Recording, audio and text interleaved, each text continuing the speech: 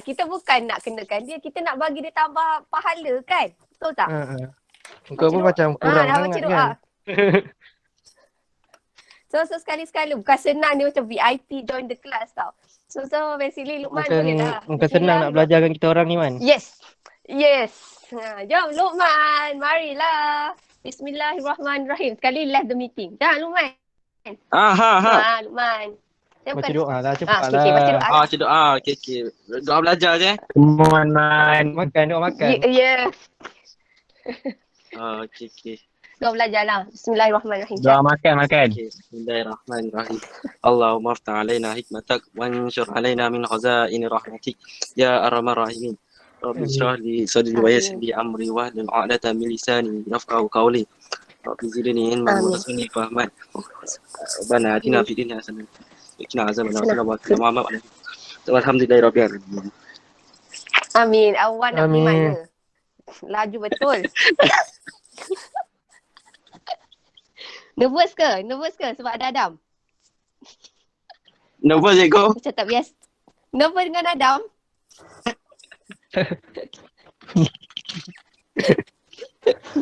Okay, now kita nak masuk tajuk hari tu kita halfway dekat fotosintesis. So kita nak ulang sikit fotosintesis ni tau. Okay. Dalam bab 2, kalau lah awak tengok dalam nota awak bab 2 ni kita nak cerita adalah mengenai struktur daun. Okay, now dalam struktur daun ni kita nak cerita mengenai apa kita sebenarnya dekat daun ni, dalam bab ni special untuk daun je sebab dekat daun ni banyak proses yang terjadi. Kita dah cerita pasal proses transpirasi, kita dah cerita pasal pertukaran gas. So, kita nak masuk proses yang which is ada proses 1, 2 dan 3. Nah, dalam proses fotosintesis, hari tu kita belajar lagi sekali. Dalam proses fotosintesis ni, proses fotosintesis ni dia berlaku dekat daun. Dekat daun, awak tengok kat sini, kat mana sel-sel yang menjalankan proses fotosintesis? Sel apa yang menjalankan proses fotosintesis? Sel-sel dalam ni, dalam gambar ni, yang mana satu menjalankan proses fotosintesis? Mana satu yang akan menjalankan proses fotosintesis? Kita ada epidermis, sel mesofil berspan, sel mesofil palisad. Kita ada berkas vaskular, kita ada sel pengawal, kita ada stoma, floem dan juga ruang udara. So antara struktur-struktur yang ada dalam daun ini, yang manakah yang akan menjalankan proses fotosintesis? Yes, pandai pun. So yang akan menjalankan adalah proses mesofil palisad. Sel mesofil palisad je ke yang menjalankan proses fotosintesis? Berkas vaskular. Sel apa lagi yang berkas vaskular menjalankan proses fotosintesis? Are you sure, Dam? Menjalankan proses fotosintesis. Berkas vaskular ada kloroplas ke?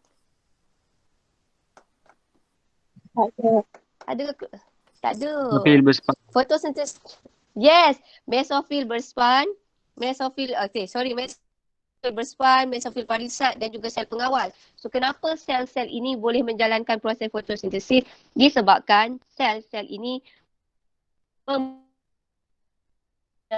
kloroplas. Dalam sel-sel dia ada kloroplas. Disebabkan dia ada kloroplas, sel-sel ini boleh menjalankan proses fotosintesis. Now, saya nak ambil sikit yang Adam cakap tadi. Now, dalam proses fotosintesis, bahan mentah dalam proses fotosintesis, kita ada karbon dioksida, kita ada H2O, kita ada glukosa, hasilnya glukosa, oksigen dan juga air. Sekejap. Okay. Now, tadi yang Adam cakap pasal berkas vaskular tu, Adam nak cakap macam ni. Kalaulah dalam proses fotosintesis, bahan mentahnya adalah karbon dioksida dan juga air. Okay. Now, kalaulah proses fotosintesis yang paling penting adalah dia proses fotosintesis ni berlaku pada sel yang mempunyai kloroplas. So antara sel-sel yang mempunyai kloroplas, kita ada mesofil berspan, kita ada mesofil palisad dan juga kita ada sel pengawal. So sel-sel ini boleh menjalankan proses fotosintesis sebab dia ada kloroplas. Dalam kloroplas ada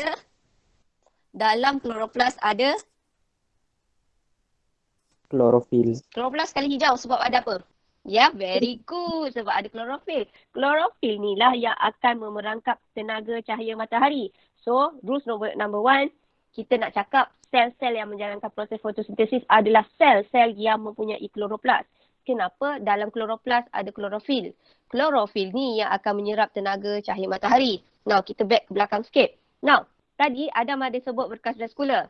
Dalam proses fotosintesis ni, selain karbon dioksida, air juga penting. So, kalau tak ada air, proses fotosintesis tak boleh berlaku. So, macam mana air tu boleh sampai ke daun? Macam mana air tu boleh sampai ke daun? Macam mana air boleh sampai ke daun? Melalui apa? Transpirasi. Yes, dia melalui tarikan transpirasi daripada tanah ke akar, ke batang. Dia melalui tisu apa tu? Kalau dia masuk akar, Xylem. batang ke... Yes, very good. Xylem. So, dalam kes ni yang Adam cakap pasal berkas vaskular, berkas vaskular ni macam sekelompok macam ni. Dia macam penyapu lidi. So, berkas vaskular terdiri daripada xylem dan phloem. Asal nampak vaskular, dia terlibat dalam pengangkutan. So, xylem ni fungsinya mengangkut air, H2O. So, kesimpulan, tisu xylem ni ada di sepanjang akar, batang sampai ke daun. Kalau dekat daun, dekat urat-urat daun tu, itu adalah dia punya tisu vaskular. Berkas vaskular yang ada xylem. So, kita dah tahu rules number 1. Xylem ni, H2O ni dapatnya adalah daripada xylem. Okay. Karbon dioksida. Macam mana pula sel mesofil berspan ni boleh dapat karbon dioksida? Macam mana gas karbon dioksida ni boleh sampai masuk ke dalam sel-sel yang menjalankan proses fotosintesis? Macam mana? Macam mana dia boleh masuk? Macam mana? Lumayan jawab Dia lalu Lumayan. mana? Kalau gas karbon dioksida ni pula dia masuk. Kalau gas karbon dioksida ni pula dia masuk lalu mana? Stoma. Dia masuk lalu mana? Yes, very good. Stoma. So, kita nak bayangkan gas karbon dioksida ni masuk melalui stoma.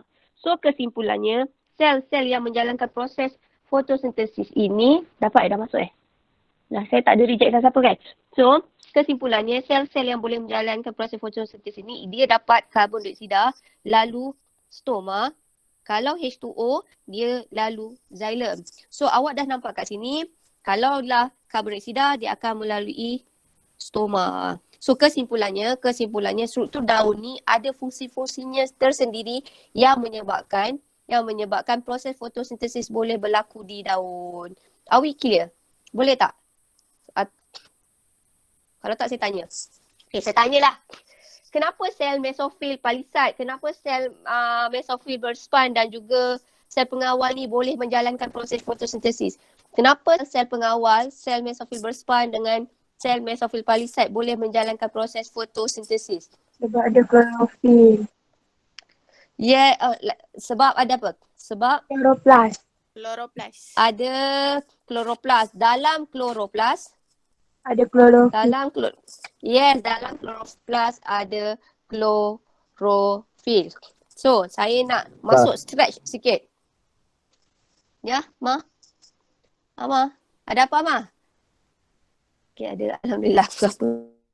Betul. Okay, so Dia kita jawab nak tadi. tengok sekarang kloroplas. Nak masuk sikit ni tak? Oh, jawab. Oh, maafkan saya. Lambatlah sikit. Okay, now kloroplas. Ini adalah kloroplas. Kloroplas, dia ada 3 jenis struktur penting. Okey, kalau bendalih-bendalih ni kita panggil dia sebagai apa? Ni dah belajar ni. Saya dah buat refresh balik ni. Bendalih-bendalih dalam kloroplas ni kita kenali sebagai apa? Bendalih-bendalih dalam kloroplas ni kita kenali sebagai apa? Stoma. Yes, very good. Okey, pandai Pak Amsyar. Dia adalah stroma. So, stroma adalah bendalih tidak berwarna. Kemudian awak nampak yang tersusun cakra-cakra ni dikenali sebagai apa? Tersusun ni dikenali sebagai apa? Yes, dikenali sebagai tilakot. Susunan-susunan tilakot membentuk granum. So, senang kata singular. Satu adalah tilakot. Tilakot tersusun macam duit shilling tersusun cantik. Itu kita panggil dia sebagai granum. Boleh faham tak beza? Satu kita kenali dia sebagai apa? Satu cakra tu kita kenali sebagai apa? Tilakot. Kalau satu cakra, tilakot. Susunan tilakot. Granum. Yes, dia membentuk granum. So sekarang saya nak masuk stretch panjang sikit. Sebenarnya dalam tilakot ni dia ada pigment fotosintesis. Now, pigment fotosintesis yang paling glamour yang kita dah belajar daripada dahulu kala adalah warna hijau. which is hijau. Ini adalah dikenali sebagai, pigmen hijau ini dikenali sebagai Klorofil. Yes, dia adalah klorofil. Tetapi saya nak tambah hari ni punya cerita, dalam tilakot dia ada pigmen fotosintesis yang warna lain. Dalam tilakot ada pigmen fotosintesis yang lain, warna lain. So selain warna hijau, which is klorofil, dia ada warna merah, warna oranye dan warna kuning. So kesimpulannya hari ini kita nak belajar pigmen fotosintesis sebenarnya bukan satu. Cuma paling utama adalah klorofil. Klorofil yang boleh merangkap banyak cahaya. Tetapi selain daripada tu, ada juga warna lain yang boleh memerangkap tenaga cahaya. So, warna itu adalah merah, oranye dan kuning. So, macam mana kita nak membuktikan bahawa dalam daun ni ada color lain selain color hijau ini. So, kita pakai satu aktiviti yang kita panggil dia sebagai kaedah kromatografi. Yang ini insyaAllah kita nak buat buka sekolah lah. Now, kaedah kromatografi ni macam ni. Kita ambil mana-mana daun. The first one, kita ambil mana-mana daun. Lepas tu, kita campur dengan alkohol. So, basically awak campur dengan alkohol dan kita tumbuk. Dan juga ditambah dengan pasir. Pasir ni untuk apa? Pasir ni untuk memecahkan dinding sel. So, bila kita letak alkohol dan juga pasir, kita tumbuk daun tu. Kemudian, kita letak kertas tau. Ini macam tisu. Lepas tu kita gulung kat pen je. Okay. Kita gulung kat pen. Kemudian kita akan tengok warna tu naik. Dia naik slow-slow. Macam proses resapan. Naik warna tu naik slow-slow. And then dia punya kadar dia nak.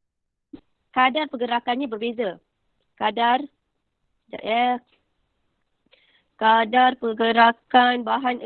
pergerakan pigmen tu berbeza. So senang kata, kadar pergerakan pigmen berbeza. Okey, kadar pergerakan pigmen berbeza. So awak nampak kat sini maybe yang naik dulu adalah warna merah, kemudian paling lambat mungkin color hijau. So kita eksperimen ini, kita nak cakap aktiviti ini, kita nak buat kesimpulan macam ni. Dalam daun sebenarnya dia ada pigmen color lain selain daripada hijau. Dalam daun dia ada color oranye, dia ada color kuning dan dia ada color merah. So kaedah nak memisahkan pigmen fotosintesis ni tadi, apakah nama dia? Apakah nama kaedah yang kita boleh pisahkan pigmen fotosintesis ni? Apa nama kaedah tu? Apa nama kaedah ni? Apa nama kaedah? Yes, thank you Fakrul Razi. Kromatografi. Okay, now kromatografi. Ni macam ni tau. Kita ni pelarut ni daun kat sini tau. Nanti dia akan naik slow-slow. Sebab kadar pergerakan untuk setiap pigmen tu adalah berbeza. Okay. Now, kemudian kita nak tengok kat sini. Color-color yang kita ada, color yang ada sebenarnya adalah color hijau. Color hijau ni adalah paling dominan. Kalaulah color hijau tu kita pecahkan, kita boleh nampak color lain. Senang kata, kalaulah masa musim autumn, kenapa daun tu awak nampak warna merah? Adalah disebabkan dia punya klorofil dia breakdown, pecah, hilang, luluh. So bila klorofil tu luluh, pecah, kita nampaklah daun tu warna merah. Kemudian, kalaulah kita bernasib baik, kalau dekat pokok tu dia ada banyak pigmen orange, so kita nampak dia color orange. Kalau kita nampak daun tu warna kuning, maksudnya dalam daun tu sebenarnya dia ada pigmen warna kuning. Cuma disebabkan bila dia hijau tu adalah color utama, dia main. Contohnya paling senang saya rasa macam awak ada pokok getah tak dekat area rumah awak? Saya perasan kalau saya nak lah, saya perasan sekarang pokok getah color dia tak hijau. Dia tengah warna macam merah-merah sikit. So kenapa pokok warna tu? Disebabkan klorofil dalam daun tu dah pecah dulu. So bila klorofil dia pecah dulu, so barulah kita nampak color lain. Okay. Now, nama dia lain-lain tau. Kalau hijau, kita tahu namanya klorofil. Kalau merah, macam mana korang nak sebut ni? Merah ni macam mana korang nak sebut ni? Merah ni macam mana korang nak sebut? Macam mana nak sebut? Apa ni? Merah ni macam mana nak sebut? Untuk antosianin. Yes, pandainya. Antosianin. Very good, antosianin. Kalau orange ni? Karotin. Yes, very good. Keratin. Kira Kalau kuning, yellow. kantofil. Zen. Xanthophyll. Xanthophyll. Dia rasa macam Z ni. Kan tu. Xanthophyll. So ini adalah warna-warna dia. Ha? X tapi bunyi Z kan? Z. Bunyi Z. Rasanya awak tanyalah cikgu your English teacher. Okay now. So sekarang. Tadi kita dah cerita. Ya Allah, ini macam fizik tau. Slow je ni. Tadi kita cerita dalam daun tu ada colour lain selain colour hijau kan? Selain daripada colour hijau dalam daun ada colour apa sebenarnya? Lagi sekali. Selain colour hijau dalam daun tu ada colour apa? Merah. Selain colour hijau. Orange. Yes, very good. Oh, dah sebut. Sorry. Kuning. Merah, kuning dan juga kuning. Orange. Awak dah rumah kuning ke? Dam, kuat awak jerit. Orange. Okay, so sekarang kita nak tengok katakanlah pokok cahaya. Cahaya matahari ni, cahaya nampak ni sebenarnya adalah warna putih. Korang ada belajar fizik tak? Cahaya putih. Ada. Tapi kalau cahaya putih ni kita pecahkan dia jadi warna pelangi. Ingat tak warna pelangi? So, cahaya tampak visible light kan? Visible light ni, cahaya tampak ni, kalau kita pecahkan spektrum dia dapat 7 warna. So, kita ada colour apa? Kalau pelangi tu dia terdiri daripada colour apa? Warna apa? Spektrum cahaya. Dia terdiri daripada cahaya apa? Merah. Merah, jingga, kuning, hijau, biru, indigo, ungu. Okay dah. Dia baca lah tu. Okay, very good. Okay, yang ni macam mana? Yang ni selalu orang ajar saya Michael Jackson kena halau balik India Utara. Tak kisahlah macam mana korang susun. So, sekarang dia nak cakap macam ni. Awak ada tak orang ada bela ikan, ada ni. Alamak, aquarium. Ada ikan dekat aquarium yang cantik macam ni. Katakanlah awak ada aquarium yang ada bela alga dalam tu, rumpai laut dalam tu. Awak nak letak lampu sebab awak nak bagi pokok dalam aquarium tu berfotosintesis. So soalan dia, antara warna putih tu tadi kan ada 7 spektrum tu kan. So ada 7 spektrum tu, ada warna merah, kita ada warna merah, Michael Jackson, merah, oranye, kuning, hijau, biru, indigo ni semua. Antara warna cahaya ni, mana satukah yang lebih sesuai kita letakkan? Senang kata Adam ada aquarium. Dia ada bela banyak ikan. Ini ni katakan ni aquarium Adam lah ni. Ni Adam. So Adam dia nak bagi tumbuhan dalam aquarium tu berfotosintesis. So awak rasa kalaulah kita bagi cahaya apakah yang sesuai untuk tumbuhan ni? Maksudnya kalaulah awak nak bagi cahaya, awak nak letak mentol cahaya warna apa yang sesuai untuk memastikan tumbuhan dalam aquarium tu berfotosintesis dengan maksimum? Ini soalan hebat ni. Serius dia hebat. Saya bagi 2 pilihan. Merah dengan biru. Mana satu awak rasa sesuai? Warna apa paling sesuai? Merah ke biru? Ini macam fizik lah. Warna apa paling sesuai? Ni aquarium Adam. Kita nak Biru kot. Biru. Kenapa biru? Biru menang. Ya, okay. Biru kan power. Biru menang, betul. Okay, biru power tapi kosong, tak ada markah. Tapi betul. Dia punya bahagian alasan tu saja tak dapat markah. So kenapa biru sesuai adalah disebabkan biru ni ada satu ciri. Okay, yang ini dah macam fizik tau ni. Sebab biru ni dia mudah tembus dekat air. Maksudnya kalau kita letak warna biru, dia senang tembus. So maksudnya dia senang menembusi air, so tumbuhan ni boleh dapat. Tapi kalau merah ni dia akan kurang. Maksudnya merah tak boleh lalu air. Senang kata awak ada cahaya, kalau letak warna biru ni boleh menembusi medium air. Tapi kalau kita letak cahaya warna merah ni tak dapat menembusi air. Yes, very good. So bila dia pantul, senang kata dia pantul, so tumbuhan tu tak dapat cahaya dah. Bila tak dapat cahaya, tumbuhan tu tak dapat menjalankan proses fotosintesis dengan maksimum. Ini soalan hebat. Itu je sebenarnya dia nak cakap ni tau. Soalan ni adalah muka surat, saya tak ingat 2.4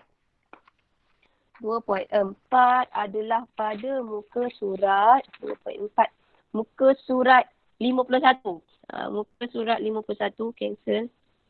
Okey. Muka surat 51. Okey. So, daripada muka surat 51, kita nak tengok dekat sini. Kita nak tengok kat sini. Apakah warna yang sesuai? Warna cahaya yang terbaik. So, dekat sini, kita ada, tadi kita dah kata warna yang sesuai adalah warna biru. Kenapa warna biru? Tadi saya kata, dia daripada bahasa Inggeris tu. Sebab cahaya biru.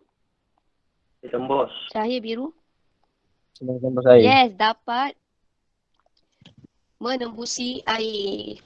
Menembusi air dengan baik. Ini je jawapan dia. So, saya dapat dia adalah daripada Google. Alright. Now, so kita teruskan. Yang ini kita dah. Now, mekanisme proses fotosintesis. Saya ulang lagi sekali. Mekanisme proses fotosintesis ni kita boleh pecahkan kepada berapa peringkat. Ini kalanya tak jelas. Mekanisme proses fotosintesis ni kita boleh pecahkan kepada berapa peringkat. Proses fotosintesis terdiri daripada berapa jenis tindak balas? 2. Yes, 2. Mula-mula apa? Episod yang first mula-mula apa? Tindak balas cahaya. Yes, tindak balas cahaya. Lokasi kat mana tindak balas cahaya ni berlaku? Kat mana tindak balas cahaya berlaku? Daun. Tilakot. Very good. Tilakot. Ni Adam dengan Amar hafal sangat ni rasanya. Now, so dia bermula, episod nombor 1, dia bermula dengan apa? Ni siri pertama. Tapi episod yang sekali, apa yang berlaku? Dia tak jelas sangat ni nota Kalai. Buat apa? Menyerap First apa? cahaya. Dalam tidak. Yes, siapa yang menyerap cahaya? Siapa yang menyerap cahaya? Klorofil. Yes, klorofil akan menyerap cahaya. Okay, bila klorofil menyerap cahaya, apakah kesan dia? Kesannya? Apakah kesannya? Bila dah diserap, dia akan buat apa? Yes, ini akan menyebabkan, awak ingat kan, bila dia menyerap cahaya akan menyebabkan elektron teruja. Ni Adam kan?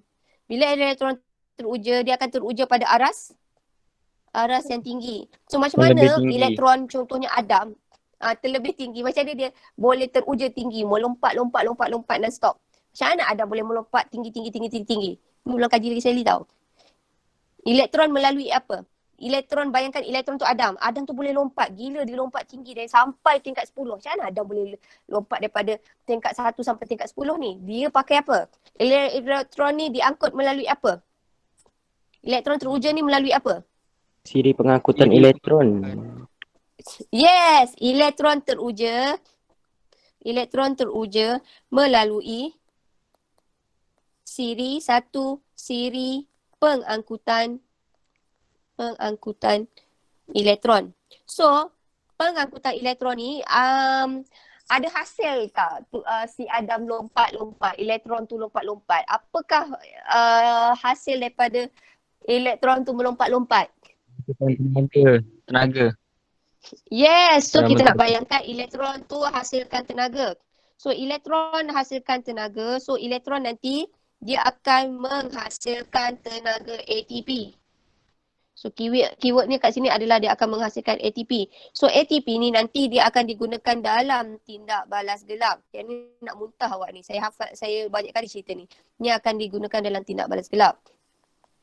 Okay, now lepas tu Adam, elektron tu dia melompat-lompat, Adam akan berhenti tak melompat? Adam akan berhenti tak melompat? Berhenti. Macam mana Adam boleh berhenti melompat? Amar tu siapa? NADP+. Yes! So kita nak bayangkan penerima terakhir elektron. So NADP DP+ adalah penerima terakhir elektron. Okey, dia bagi elektron tu stop. Kemudian NADP+ ni pula dia pergi kahwin dengan orang lain. Dia kahwin dengan siapa? NADP+ ni. Hydrogen. NAD. So bayangkan Adam kahwin nanti dengan ion hidrogen. So bila dia kahwin dengan ion hidrogen, Adam pula. Ama dia akan jadi NADPH. Which is ini adalah ejen penurun. So yang ini akan digunakan dalam tindak balas gelap. Yang ini akan digunakan dalam tindak balas gelap. Okey. Now sekarang Adam tu dah kena tahan tadi dengan Ama. Tapi Ama pula pergi kahwin dengan orang lain. Apakah nasib Adam? Apakah nasib elektron? Apakah nasib elektron? Apakah nasib elektron? Apa nasib elektron? Elektron tu dia forever alone ke? Elektron tu apa jadi pada elektron? Apa jadi pada elektron? Ditarik oleh klorofil. Apa jadi pada Adam? Yes, elektron ni nanti akan ditarik oleh klorofil. Sedang kata klorofil ni tadi dia bagi elektron tu teruja. Tetapi klorofil ni jugalah nanti yang akan tarik balik elektron. So senang kata macam mana sekalipun memang jodoh elektron tu adalah dengan klorofil. Walau macam mana sekalipun elektron tu melompat-lompat jauh, akhirnya jodoh dia tetap dengan klorofil. So basically kita nak cakap di sini adalah klorofil akan menarik elektron. Okey, melalui siri fotolisis. Tak payah sampai sini je. So, tadi kan ada ion hidrogen kan? Mana asalnya ion hidrogen? Ion hidrogen tu sebenarnya berasal daripada mana? Ion hidrogen, ni kan? Ion hidrogen ni sebenarnya berasal daripada mana? Dari manakah asal ion hidrogen? Dari manakah air? So, apa jadi pada air H2O? Apakah jadi pada H2O? H2O mengalami apa? Fotolisis. H2O mengalami. Yes, dia akan mengalami fotolisis. Dia akan jadi dua jenis ion. Satu adalah ion hidrogen, satu adalah ion hidroksida. Luqman okey tak? Luqman ni lama ni. Kira dia bila dia datang terharu saya. Rasa nak menitik air mata. Okay, now. Ion hidrogen ni nanti dia akan bergabung dengan NADP+.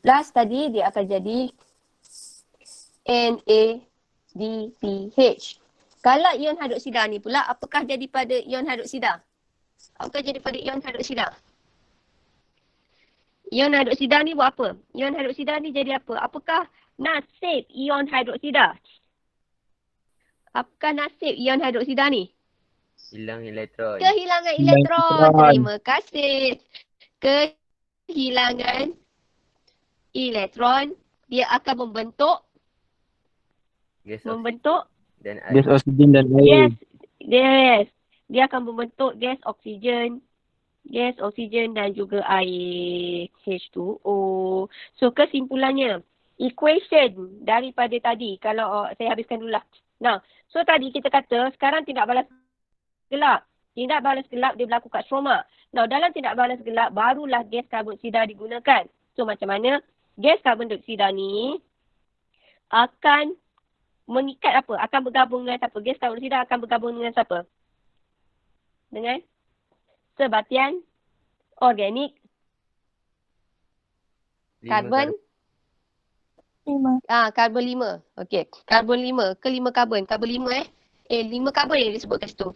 Karbon 5. Ni awak betulkan sikit tau. Sebatian karbon 5 membentuk sebatian Organik 6 karbon. 6. sebatian organik karbon 6. Okey, karbon 6. Allah. Sebatian 6 karbon yang ditulis kat situ. 6 karbon. Sekejap. Okey, saya contoh lagi sekali Karbon dioksida akan bergabung dengan sebatian organik 6 karbon 6 karbon. 5 karbon. 5. Karbon 5 ke 5 karbon?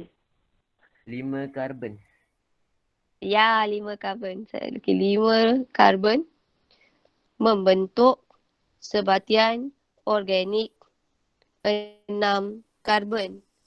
Kemudian sebatian organik 6 karbon ni akan jadi apa? Akan diturunkan oleh siapa? Dia akan diturunkan oleh siapa? Siapakah ejen penurun? Dia akan diturunkan oleh NADPH. Yes, ini Amar ingat betul. NADPH dan juga Dan ATP. juga ATP. ATP. Yes, thank you Fakrul. ATP. Fakrul dia main type juga tepi tu. Membentuk. Bila dah gabung tu membentuk seperti Glukosa. organik 6 karbon. Yes, membentuk glukosa. Lepas tu glukosa ni akan jadi apa pula? Akan mengalami apa pula glukosa? Glukosa akan mengalami apa? Kondensasi. Ya, very good. Kondensasi membentuk Kanji. kanji. Ya, so kesimpulannya, molekul air digunakan dalam tindak balas mana? Wih, Ayu ni. Molekul air digunakan dalam tindak balas gelap ke ataupun tindak balas cahaya? Saya. Ya, very good. Tindak balas cahaya. Apakah hasil dalam tindak balas cahaya? Glukosa, oksigen, air. Apakah hasil? Oksigen Apakah dan hasil air. dalam tindak... Yes, very good. Oksigen dan air. So, oksigen dan air adalah dalam tindak balas cahaya. Kalau lah karbon dioksida ni kita dah tahu ini adalah tindak balas gelap. Glukosa adalah tindak balas gelap. Okey, soalan. Apakah yang dimasukkan sebagai tindak balas gelap? Apakah yang dimasukkan sebagai tindak balas gelap? Apakah yang dimasukkan sebagai tindak balas gelap?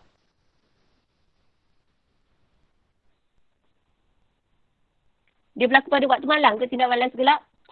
Tindak balas gelap tu berlaku pada waktu malam ke? Berlaku dalam keadaan tanpa cahaya. Berlaku apa? Yes, pandai pun. Dia berlaku tanpa cahaya. Dia tidak bersandarkan cahaya. Kalau bahasa buku awak dia bagi bahasa yang bahasa bombastik sikit. Dia kata kalau tindak balas cahaya adalah tindak balas bersandarkan cahaya. Depends to light. Kalau tindak balas gelap, dia independence. Maksudnya tidak bergantung kepada cahaya. So gelap merujuk kepada tidak bergantung kepada cahaya. Okay. Now, so persamaan dan perbezaan, we have mentioned about this one, is it? Dah ke belum? Belum, Mat? Okay. Now, berlaku. So, kita nak cakap dekat sini. Perbezaan. Kalaulah kita belajar pasal perbezaan, tapak berlaku. Kalaulah tindak balas gelap, berlakunya kat mana? Tindak balas gelap berlaku kat mana? Tindak balas gelap berlaku kat mana? Tindak balas gelap berlaku kat mana? Stroma. Kalau tindak balas cahaya? Tindak balas cahaya? Yes, very good. Tilakot. Okey, lepas tu soalan seterusnya. Ini tak payah. Yang mana satukah memerlukan tenaga cahaya? Manakah satu memerlukan tenaga cahaya? Tindak balas cahaya. Gelap ke cahaya? Tindak balas cahaya. Ui, pandai. Okey, yang mana satukah melibatkan fotolisis air? Cahaya. Mana satu yang melibatkan proses fotolisis air? Dah jawab? Cahaya lagi. Okey, apakah bahan? Bahan untuk tindak balas, bahan utama dalam tindak balas cahaya. Apakah bahan mentah untuk tindak balas cahaya? Tindak balas cahaya apa bahan mentahnya? H2O ke karbon? Tindak balas cahaya. H2O, very good. Kalau dalam tindak balas gelap, ya air. Kalau tindak balas gelap, apakah bahan mentahnya? Ya, Karbon dioksida. Karbon dioksida. Last kali. Apakah hasil tindak balas cahaya? Tindak balas cahaya akan menghasilkan apa? Oksigen dan air. Oksigen dan air. Yes, oksigen dan air. Dan tindak balas gelap? Glukosa dan air. Yes. Glukosa. Glukosa dan air. Tapi sebenarnya air ni ada tapi tak ada dalam kita punya equation. Okay, persamaannya dua-dua memerlukan enzim. Persamaannya dua-dua berlaku di kloroplast. Now, model rumah hijau. Kau dah nampak tak model rumah hijau? Pertanian. Pernah buat model rumah hijau tak? Pertanian. Kau tahu tak itu model rumah hijau? Kita tak buat. Kenapa? Okey. Korang tak buat? Okey. Kenapa kalau Mak Saleh mesti ada model rumah hijau? Kalau tok-tok cerita kan, dia orang mesti ada rumah hijau. Kenapa mesti ada rumah hijau? Empat musim. Rumah hijau ini adalah contoh rumah hijau. Yes. Yes. Apa kaitan dengan 4 musim? Apa kaitan dengan 4 musim? Okay, saya bagi awak satu tips. Kita nak bayangkan 4 musim tadi macam nak cakap. Kalau 4 musim contohnya masuk masa musim sejuk. Kalau pada musim sejuk tak ada cahaya matahari kan. Tapi orang tu nak bela pokok. Katakanlah bayangkanlah Amar duduk overseas. Amar akan ambil pertanian. Dia suka bercocok tanam. Katakanlah Amar duduk overseas. Dia nak juga tanam sawi, tanam bayam, tanam kangkung. Tapi dia tak boleh nak Ular. tanam dalam keadaan biasa. Sebab dekat luar tu saji, winter, tapi Amar nak sangat tanam pokok. Nak juga tanam sayur. Nak juga sayur sendiri kan. So Amar buat apa? Amar bina satu rumah. This is rumah. Dia rumah ni, kita panggil dia sebagai rumah hijau. Okay. Rumah hijau ni adalah satu keadaan kita boleh kontrol suhu dia dan juga kelembapan. So senang kata kalau kat luar tu sejuk gila, Amar tu overseas sejuk gila. Tapi kat dalam rumah hijau ni kita kawal. Kita kawal dia punya cahaya dan juga kita kawal dia punya suhu dan juga kelembapan. So senang kata dekat luar tu punyalah sejuk tapi Amar kontrol rumah hijau ni ada semua. So Amar letak lampu nak bagi pokok tu berfotosintesis 24 hours. Let's say lah begitu. So kita nak bayangkan rumah hijau ni adalah satu model yang kita boleh control everything. Kita boleh control dia punya suhu, kelembapan dan juga cahaya. Dan satu lagi, apakah kepentingannya? Sebab kita boleh protect atau melindungi tumbuhan tu daripada cuaca yang sangat sejuk. So di sini rasa kalau korang tengok cerita drama Korea ke drama Mak Saleh ke ada kot. Kalau saya selalu ingat cerita Hunger Games. Tapi korang tak layan cerita Hunger Games. So ada satu scene tu kat luar punyalah sejuk. And then dia masuk dalam satu rumah hijau. Dalam tu banyak pokok ros. Banyak bunga macam ni. So itu adalah rumah hijau. So rumah hijau adalah satu tempat yang dia boleh control everything. Untuk tumbuhan tu boleh tumbuh dengan sihatnya. Walaupun di luar tu adalah cuaca sangat sejuk. So basically kalau Amar besok nak duduk overseas. Dia sibuk. Dia still rindu nak tanam pokok. Amar boleh lah buat rumah hijau kecil kat rumah, dekat tepi rumah dia. Macam tu lah. Okay. Tren tubusan ada ke? Tipu lama. Boleh. Now, tadi kita dah...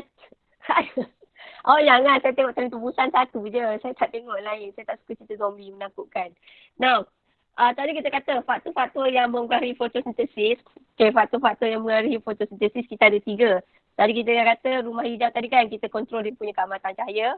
Kepekatan karbon dioksida ni adalah, ni tak ada tadi. Lepas tu ini adalah suhu. So kita nak tengok kat sini. Luman, are you okay? Luman, are you still there? Ada.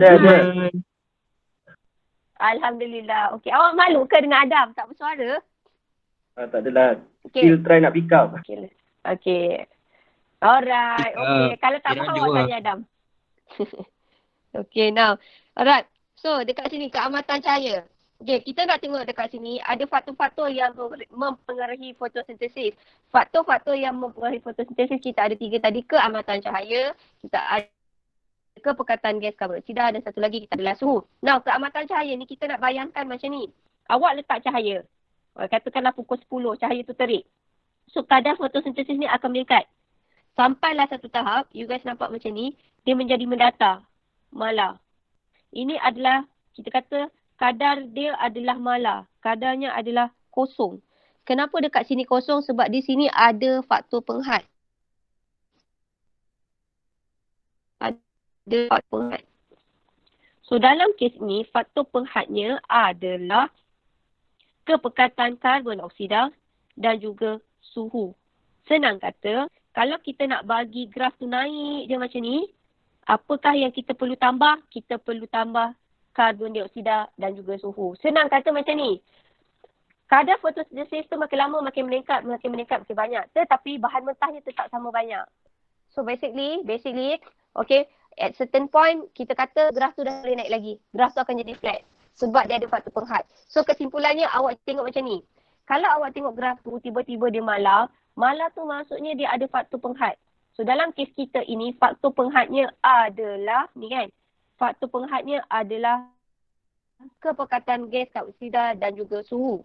Now, kalaulah keamatan cahaya, kenapa kita kata apabila keamatan cahaya meningkat, kadar fotosintesis meningkat? Apakah kaitan dia? Apakah kesan kepada fotosintesis? Kenapa kita kata bila keamatan cahaya meningkat, kadar fotosintesis meningkat? Kenapa boleh jadi macam tu? Pick up line. Kenapa boleh jadi macam tu? Sebab keamatan cahaya ni diperlukan dalam apa? Tenaga cahaya diperlukan untuk apa? Dalam proses fotosintesis yang kita explain tadi. Tenaga cahaya diperlukan untuk proses apa? Tenaga cahaya diperlukan untuk proses apa? Dalam proses digunakan masa bila? Tenaga cahaya tu digunakan untuk apa? Tenaga cahaya itu penting untuk proses fotosintesis. Apakah kegunaan tenaga cahaya dalam proses fotosintesis?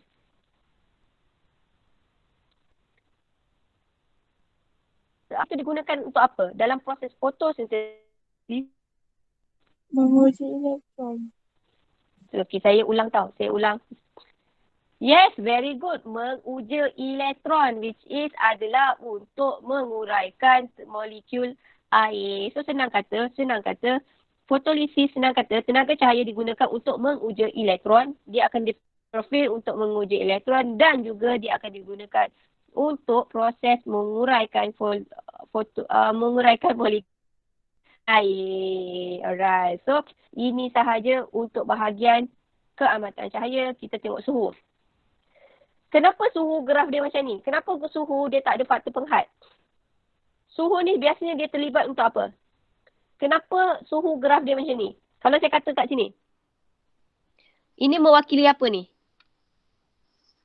Yang tengah tu mewakili apa? Yang paling tinggi ni mewakili apa? Suhu bilik. Ni mewakili apa?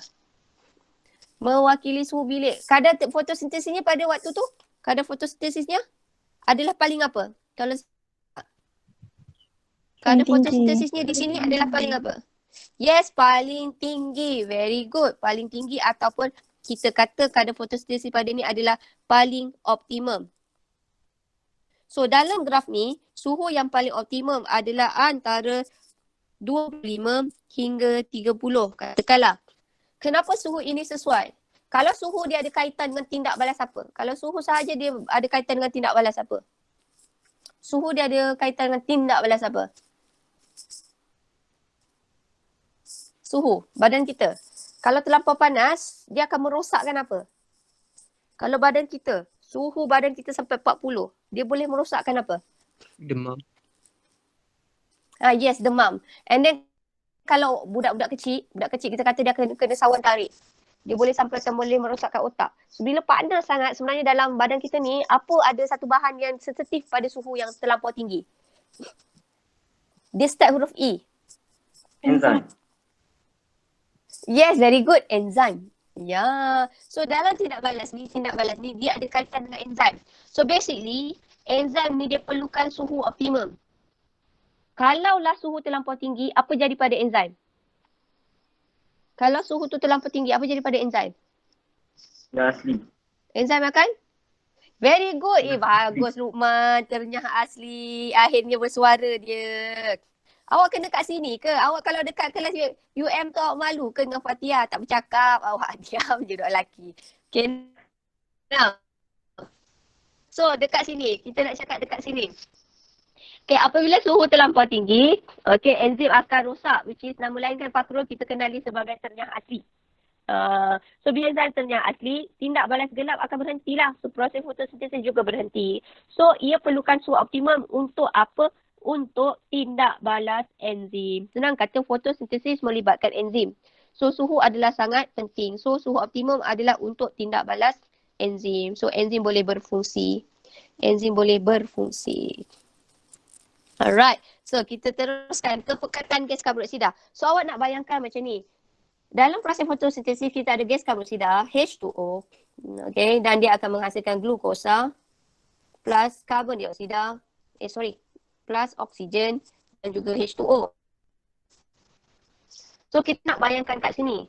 Kadar fotosintesis akan meningkat. Okey, senang kata dia akan meningkat. Bila perkataan gas karbon dioksida, kadar fotosintesis meningkat. Okey, ini sama macam kat atas. Bila awak nampak dia adalah kosong malam ni, kadarnya ni adalah kosong. Ini kita panggil dia sebagai malam. Okey, dia ada penghad. So apakah faktor penghad? Gas karbon dioksida ni makin lama dia tinggi kan. Tapi kadar fotosintesis tu tak boleh naik lagi sebab dia ada faktor penghad. So dalam kes ni apakah faktor penghad? Apakah faktor penghad dalam graf ni? Dia faktor penghad. So apakah faktor penghad dia? Apakah faktor penghad? Apakah faktor penghad dalam gambar ni? Apakah dia faktor penghad dia? Apakah faktor penghad dia? Faktor penghadnya adalah keamatan Cahaya. Ya, very good. Keamatan cahaya dan juga suhu. So, kesimpulannya, kalaulah awak tengok graf dalam proses fotosintesis, jika dia dalam keadaan malam, maksudnya di situ ada faktor apa? Ada faktor apa? Faktor? Faktor penghat. So, basically, kalaulah dekat sini kan dia pakai gas karbon dioksida, so maksudnya faktor penghatnya adalah, kalau dalam graf ni, faktor penghatnya adalah keamatan cahaya dan juga suhu. Apa ni? Sekejap Keamatan cahaya dan juga suhu. Tetapi kalau yang ini pula, awak tengok kat sini kan. Keamatan cahaya dia punya bawah ni. Keamatan cahaya. Dan cahaya. Therefore, dia terbalik pula. Dia punya faktor penghat dia apa pula? Kalau kat situ graf di sini keamatan cahaya. So, faktor penghat yang kat sini adalah suhu. yes, karbon dengan suhu. Very good. Sebab dalam proses fotosintesis ni, ada 3 faktor yang mempengaruhi. Okey, keamatan cahaya, kepekatan gas karbon dioksida dan juga suhu. Okey, tapi sebenarnya ada faktor lain tau daripada ni. Kalau saya nak tambah sikit adalah sumber air. Sumber H2O. Maksudnya, kalau untuk saya tahu logiknya satu, kalau ni soalan ni kebat. Okey, katakanlah apabila keamatan cahaya meningkat, kepekatan gas karbon dioksida meningkat, kadar fotosintesis juga meningkat. Tetapi kalau molekul air sikit, kadar fotosintesis pun, proses fotosintesis pun tak boleh berlaku kan? So kalau dia tanya selain daripada faktor ni, ada tak faktor yang mempengaruhi fotosintesis? Selain daripada faktor keamatan cahaya, kepekatan gas karbon dioksida dan juga suhu, ada tak faktor lain yang boleh mempengaruhi kadar fotosintesis? Pandai pun. Alhamdulillah, So boleh faham tak? Saya kan tajuk tumbuhan ni awak tahu tak? Dia buat saya tak tidur malam tau. Saya suka tumbuhan tapi saya rasa kadang tumbuhan tu tak suka saya. So macam cinta tu tak berbalas kan. So macam susah sikit nak ajar kan. Right, so basically it's like that lah. So can you understand? Faham tak perasaan tu? Can you understand that feeling? Rasa macam macam teruk sikit lah nak ajar. Alright, so now ini adalah dia punya graf. Okey, akhir sekali. Okey, latihan 2.4. Nyatakan 3 faktor yang mempengaruhi kadar fotosintesis. Apakah faktor-faktor yang mempengaruhi kadar fotosintesis? Okey, kita bagi Luqman. Luqman, nanti nak Luqman, sekarang lepas ni dia tak nak masuk kelas saya. Macam mana ni? Luqman, berani tak nak jawab? Rahman, jawab empat-empat.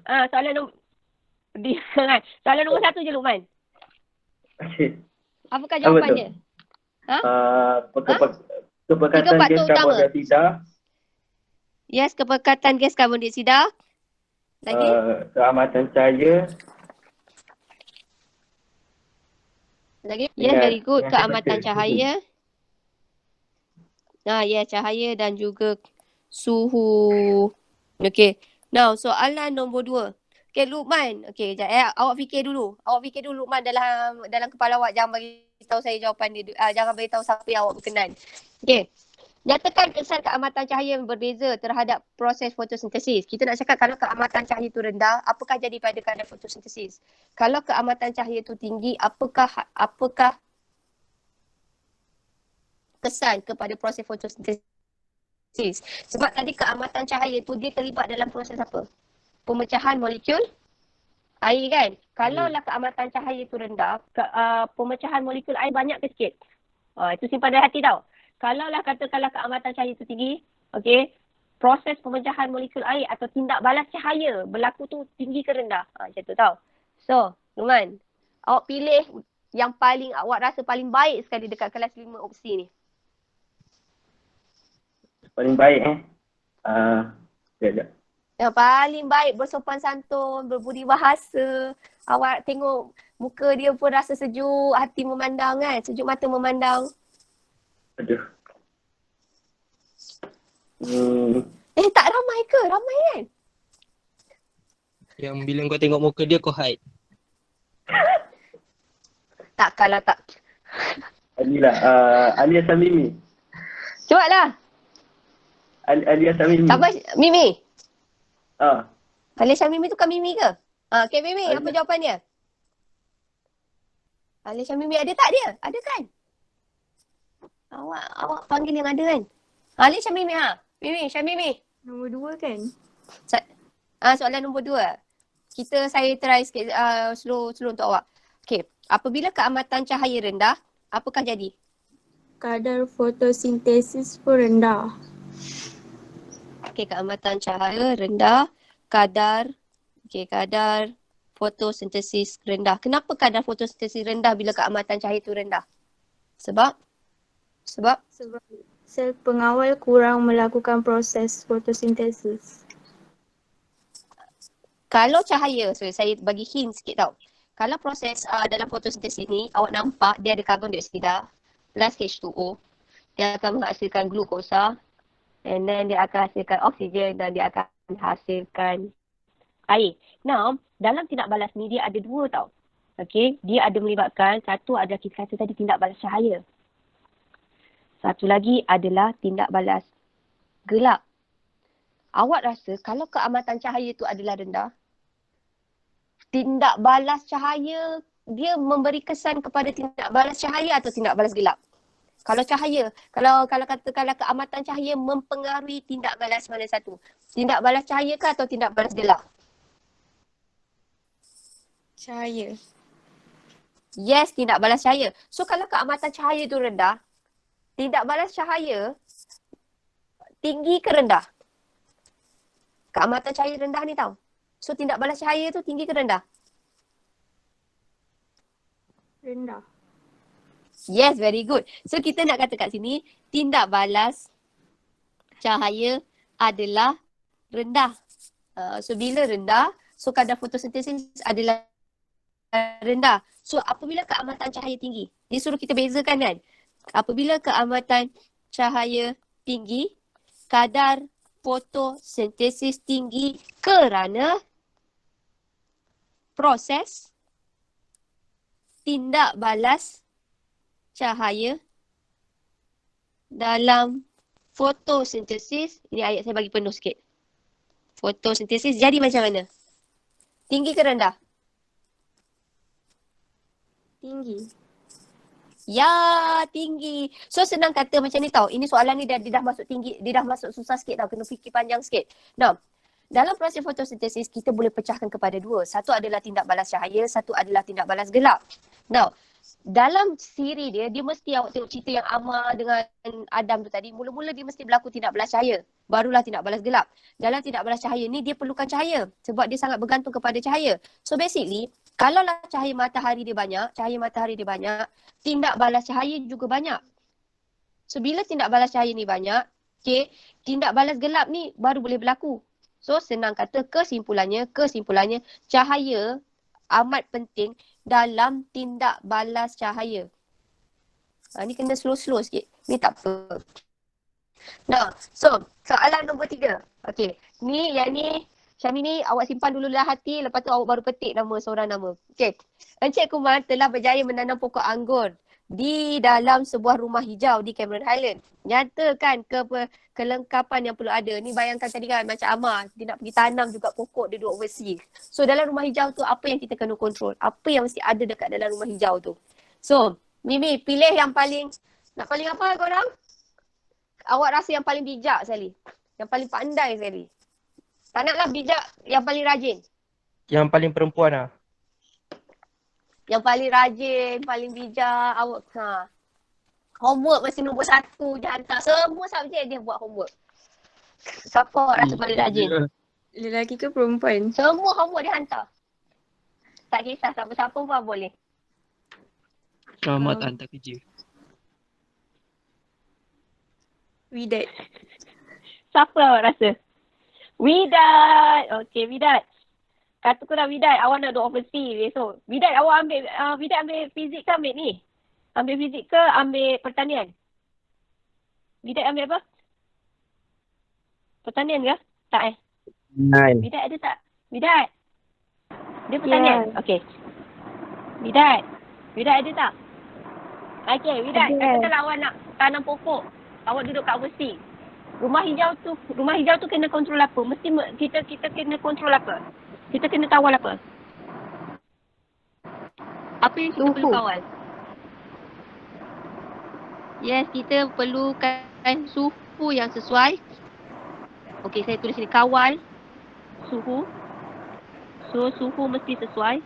Suhu sesuai. Kawal suhu lagi. Apa lagi yang kita kena kontrol? Suhu tu basically kita nak letak 25 darjah Celsius. Lagi? Cahaya. Lagi apa yang kita kena kontrol? Ya, keamatan cahaya. Lagi? Nak bagi pokok awak tanam pokok tu hidup? Besar, keamatan cahaya lagi? Lagi? Sumber? Dalam proses fotosintesis, apakah bahan mentah dalam proses fotosintesis? Apakah bahan mentah dalam proses fotosintesis? Apakah bahan mentah dalam proses fotosintesis? Dia mesti ada apa? Proses fotosintesis, bahan mentah untuk proses fotosintesis dia mesti ada apa? Mesti ada gas apa? Gas apa, Widat? Awak teka. Proses fotosintesis memerlukan gas apa? Karbon dioksida. Yes, sumber karbon dioksida. Lagi, nak bagi tumbuhan tu segar. Dalam proses fotosintesis, karbon dioksida sahaja ke dia punya bahan mentah? Ada satu bahan mentah lagi yang diangkut oleh xylem. Apakah dia? Sumber karbon dioksida dan juga? Air. Dan juga? Ya, air, H2O. Okay, now soalan last sekali. Wow. Ini yang paling bertuah sekali. Right, tindak balas, tidak bersandar cahaya ni sebenarnya tidak balas gelap tau. Dia bergantung kepada tindak balas cahaya. Senang kata statement ni nak cakap macam ni. Kalau tak berlaku tindak balas cahaya, tindak balas gelap juga tidak berlaku. So tindak balas gelap ni sebenarnya bergantung kepada tindak balas cahaya. Okay, so adakah setuju atau tak? Okay, awak simpan dulu dalam hati. So sekarang yang paling terakhir sekali, kita nak pilih, tadi kita dah pilih yang paling soleh dah kan? Kita dah pilih paling soleh ke belum? Belum. Yang paling soleh dah ke belum? Belum. Belum. Okay. So Widat, pilih yang paling soleh. Di mata awak, orang tu paling soleh. Soleh, kacak, bertanggungjawab. Semua tu lah. Fakrul. Fakrul, kalau awak tak boleh jawab, awak punya mic tak okey, awak type pun tak apa Fakrul. Kita semua boleh baca. So, jawapan awak, ya atau tidak dulu Fakrul? Jawapan nombor 4 ni, ya atau tidak?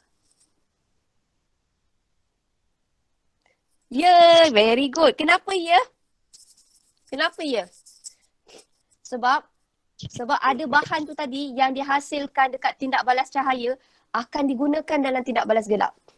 Apakah bahan yang terhasil daripada tindak balas cahaya yang akan digunakan dalam tindak balas gelap? NADPH dan Ya. ATP. Sama kahwin tu.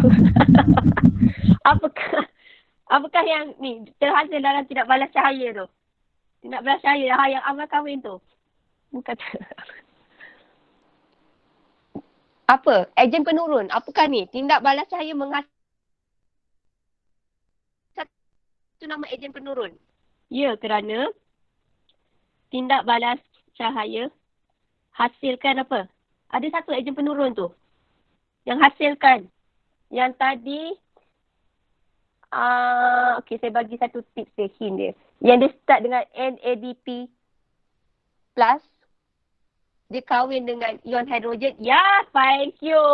Okay, so very good. So, tindak balas cahaya akan menghasilkan NADPH dan juga ATP. Di mana NADPH, ATP ni akan digunakan dalam tindak balas gelap. Alright. So, boleh faham tak? Can you understand? Boleh? Alright. So, kelas korang, okay, saya nak terus speak untuk korang. Kelas korang ni pagi sangat tau. Satu lagi kelas kita adalah hari Jumaat, waktu yang sama pukul 8. Korang nak tukar waktu tak? Korang nak tukar waktu tak? Waktu macam ni? Waktu macam korang kosong tak? Tak, okay. Kosong Taruh je. 8 dengan pukul 2. Mana satu Pasal korang? lima kosong. Ikut je. Pukul 8 boleh bangun semua? Risau je pukul 8 tak boleh. Ikut je. Nak bangun pagi? Risau pukul 8 tak ada Risau. orang nanti cikgu. Maksud saya. Saya yang buat pasal apa? Saya nak win-win situation. Saya untung, awak pun untung. Saya tak sepaksa orang. Sebab bagi saya yang nak SPM awak. Yang nak ambil SPM tu awak. So, saya nak awak. So, Petang lah kalau untung. awak rasa awak Pagi nak boleh petang, tidur untung. petang lah untung. Okay. Right. Untung kan? So kita buat hari Rabu kot. Takkanlah besok bayu lagi. Muntahlah saya. Okay, so hari Rabu ke Jumaat. Macam tak naklah Jumaat. Saya korang nak. Saya tak suka kelas petang hari Jumaat. Saya pun nak happy sebab hari Jumaat. Saya buat Rabu lah. Rabu Lepas solat Jumaat. Kejap lah. Awak nak lepas solat Jumaat ke hari Rabu? Si Luqman ni nak lepas solat Jumaat. Man, kau ikut kelas kita orang kan? Saya ikut je. Rabu ke solat Jumaat? Tak lah. Mana-mana lah. Jumaat ke Rabu ke. Ikut je. Rabu lah. Sebab Jumaat tu saya rasa bila korang dah lepas solat tu dia macam tak tahu, ini perasaan saya. Saya rasa macam Jumaat tu dia dah masuk weekend. Macam mood belajar tu macam dah, untuk saya tahu. Mood saya dah down. Okey, ikut cikgu. Rabu Cikgu okey, kita okey insyaAllah. Rabu. So pulangnya sebab tajuk ni adalah tajuk yang paling Rabu Alright, Rabu. Sebab tajuk ni adalah sangat pening. Saya sebagai cikgu nak ajar pun berpeluh juga saya nak ajar korang. So basically, korang punya pendapat tu saya ambil kisah sebab korang yang nak ambil SPM. So saya, buat apa saya nak paksa-paksa orang? Kalau orang tu tak masuk, kesian kat awak kan? So, kesimpulannya, apakah faktor-faktor yang mempengaruhi fotosintesis? Apakah faktor-faktor yang mempengaruhi proses fotosintesis? Last I. Keamatan cahaya. Apa dia? Suhu. Keamatan cahaya. Lagi. Suhu. Lagi satu. Macam lemau je dia ni. Lagi apa? Apa? Lumayan cakaplah kuat sikit. Yes, perkataan dia sekarang. Awak cakap macam pula cakap dengan girlfriend pula. Okay. Alright. So, itu sahaja. Okay, Alhamdulillah. So, basically korang ada berapa orang ni datang? Sekejap saya tengok kehadiran. Kehadiran. Korang ada 25. Which is Alhamdulillah ramai ni. Thank you so much. So, itu sahaja. Do you have any question? Korang ada masalah tak? Ada apa-apa yang korang nak tanya? Do you have any question? Tak ada. Ada tak yang nak ditanya? Tak ada.